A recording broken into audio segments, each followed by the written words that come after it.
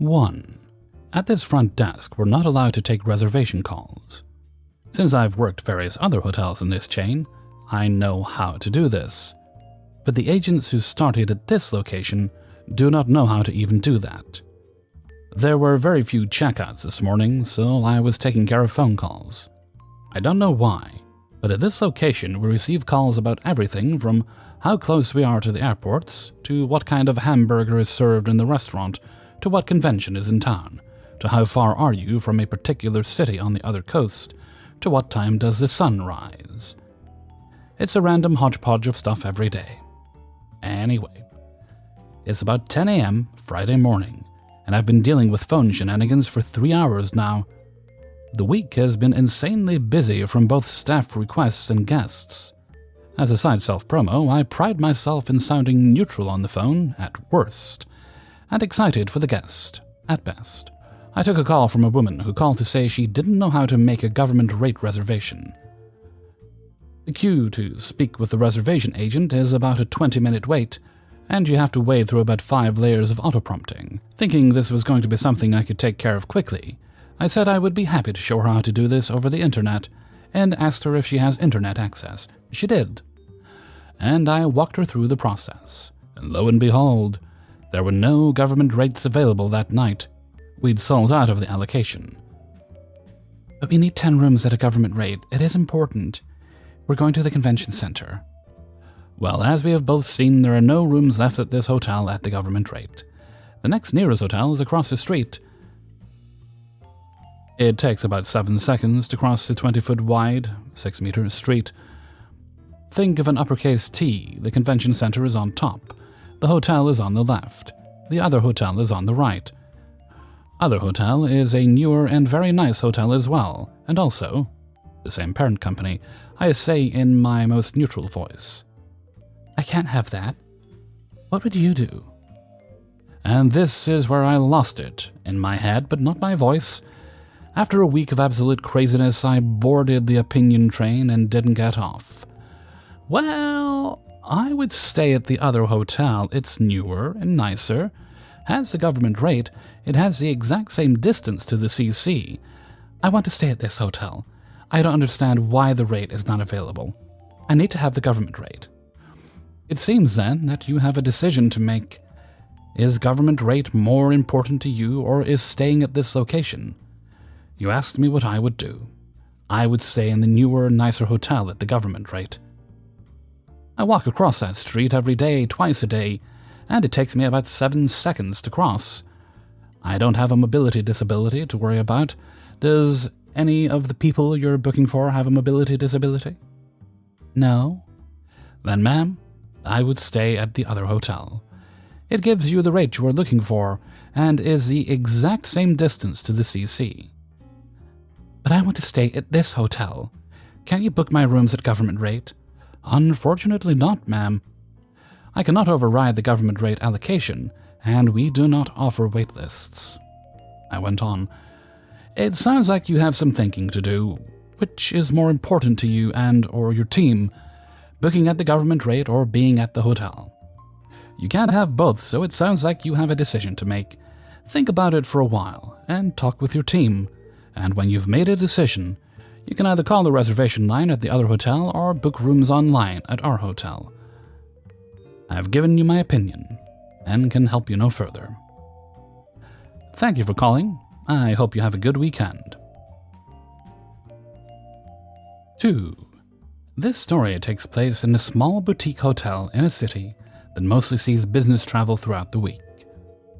Our hotel had some pretty loyal business regulars, and being a smaller property and city, recognizing new companies and guests wasn't unusual. All of this is to say that when a nondescript businesswoman checks in needing the room and tax covered, I promise not to charge your business card for incidentals, blah blah blah, spiel, the only reason I can recall her is because she was a new corporate face. I probably wouldn't have remembered her any longer than her stay if it wasn't for what happened when she left. Mornings were usually a cakewalk during the week, as most people don't even bother to check out with us. They just get up and go on with their corporate lives in the morning. Her housekeeping team just checks the room, flips it, and the dance goes on. However, this morning housekeeping gives me a ring from a guest room, and I assume it was to check if the guest was actually due to check out or ask if there were any incoming reservations with requests for that room. But nope, it was not that. On the other side of the phone line was her housekeeping supervisor, who was a morose woman who seemed like she had been born in that hotel and would likely die in that hotel, and she was distraught. The only words I could make out were, "She's shit, she's shit, she's shit." So I hang up, ask the bellman to cover the desk, and head up to assess the situation. Now, I think I just gave away the shocking part of this story, but yes, this nondescript businesswoman shit. And shit a lot in the wicker basket.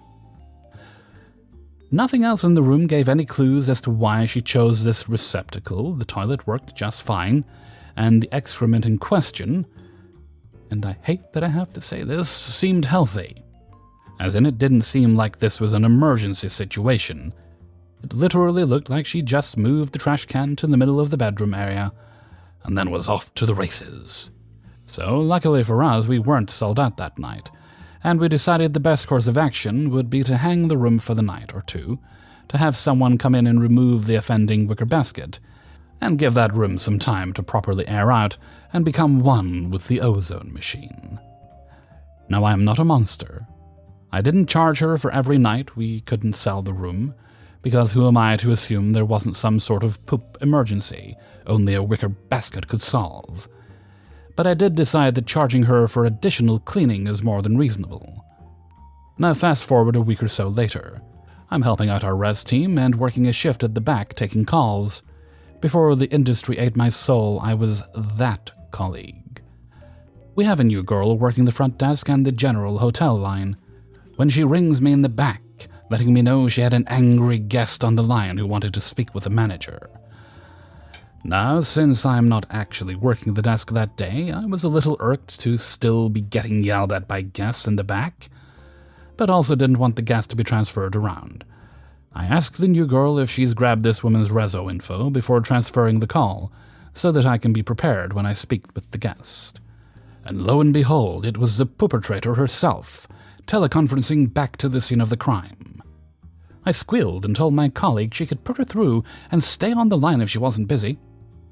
I introduced myself and immediately got an earful about charging this woman's corporate credit card, and how she didn't even bother to check the bill because she knew she didn't use the minibar, and now she is embarrassed because her card was flagged with accounting. With an unauthorized charge. We had promised it was only a hold and blah blah blah. I let her let it out. Then in my best hotel voice I say, "I'm sorry, ma'am. The fee you are seeing on your credit card is for an additional cleaning charge, as we had to remove a wicker basket filled with what appeared to be human feces from the room upon checkout." Cue the longest, most pregnant pause ever. Then, almost matching my customer service voice tone, she says, "Oh, okay. Thank you for looking into that," and hangs up. I hear a lot of theories every time I share this story, but I don't think I will ever know what possessed that woman to do what she did. 3. Hi all. I worked as a night audit from 2017 to 2020, let go because of COVID. I've been doing sales and other jobs since, but wanted to get back into night audit because it's pretty good for school. I've been working at this new place for 4 weeks now. It's a complete shit show, at least compared to the first place I was working at. Everything just feels wrong, and I don't know if I'm being ridiculous.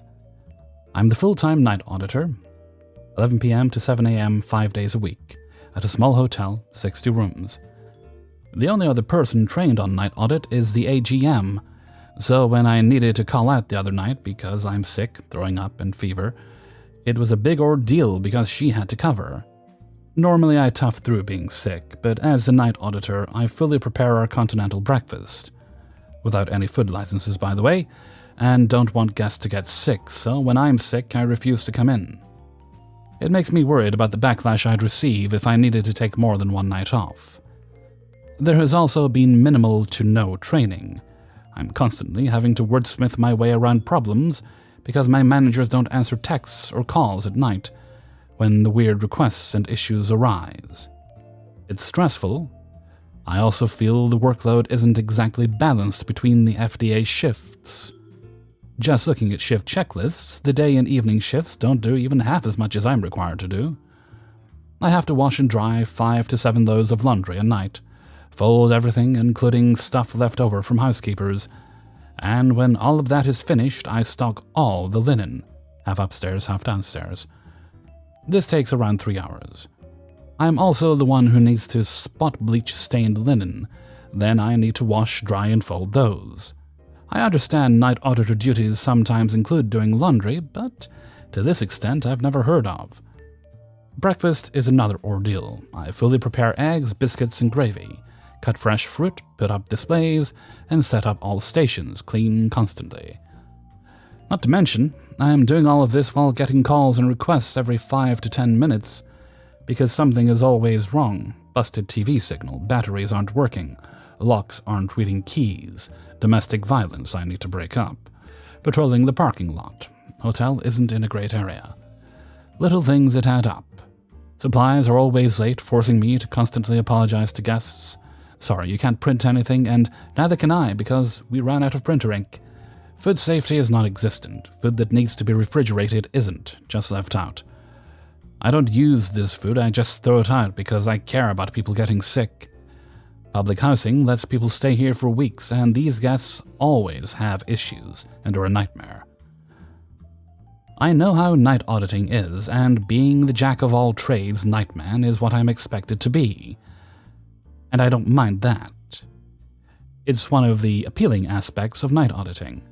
To a certain degree, I accept it is when everything is turned up times 10, and I'm constantly being ran over by coworker shortcomings, lack of training, and stingy owners not wanting to hire an extra housekeeper or breakfast attendant. It's adding up, and I'm close to just leaving. I'd be less inclined to leave if I was making more, but I'm being paid $12 an hour. 4. Unfortunately, a lot of our housekeeping staff didn't come back after 2020, so at this point, we couldn't offer room cleanings for multi-night stays until the 3rd night. I'm not sure if this was as widespread as my manager says it was, but you'd think a reasonable adult wouldn't poop on the floor night 1, and would be okay with untucked beds for a little while. Let me know if my hotel was way out of line. In comes the shiny member. She's an older lady, with a husband who's never even opened his mouth before she cut in and took over. The computer said she's stayed many times, so I know to be even nicer than I usually am. And I'm pretty nice. She got a suite for 5 nights. Part of the check-in process is informing the guests of the pandemic cleaning situation. She's not happy. She needs her suite cleaned every day. Her house staff at the manor clean every day, why can't we? Here's the thing, I sympathize. You're paying almost $400 a night to stay in a hotel. You expect cleaning, I get it. But I'm not corporate, I just work here. I wasn't told. You were, both on our website when you booked and over the phone when you adjusted your stay. Manager? Manager calmly explains. She takes it better coming from a higher-up.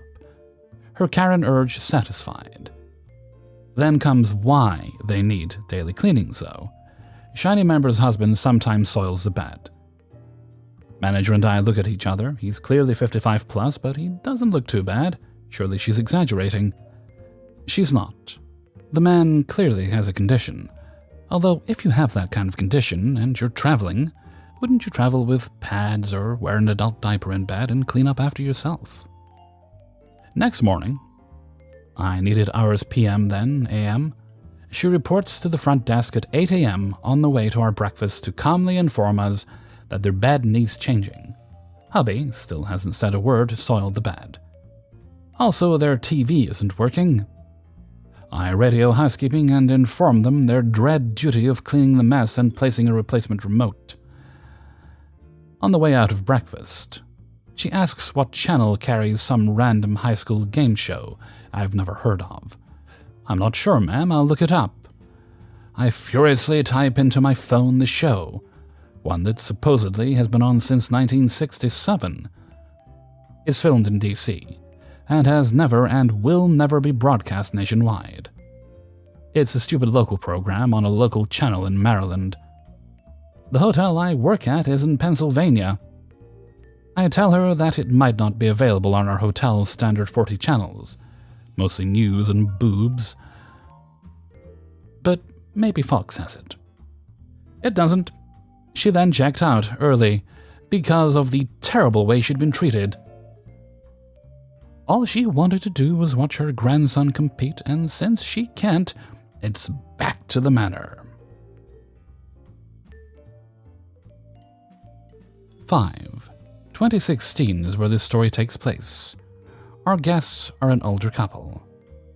The guests walk in to check into the room. We go through the usual. What's the last name on the reservation? Older couple. Excellent.